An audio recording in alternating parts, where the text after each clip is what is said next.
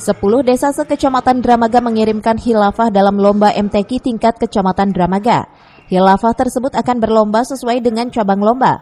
4 cabang lomba diantaranya murotal, kaligrafi, tilawah, dan hifzil Quran.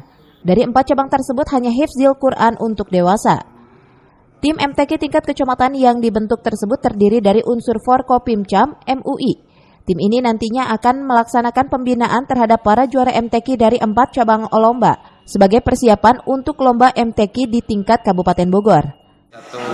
Di sini 4 kategori yang di cabang itu, yang dari kanak-kanak dewasa sama itu tilawah sama kanak-kanak, remaja sama dewasa, murotal sama juga, yang tahfidz sama juga.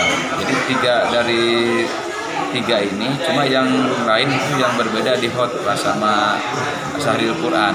Sahril Quran mungkin lebih sedikit pesertanya. Jadi nggak ada yang semuanya full dari yang tahfidz sama Sahril Quran. Dari Dramaga Kabupaten Bogor, Iman Abdurrahman melaporkan.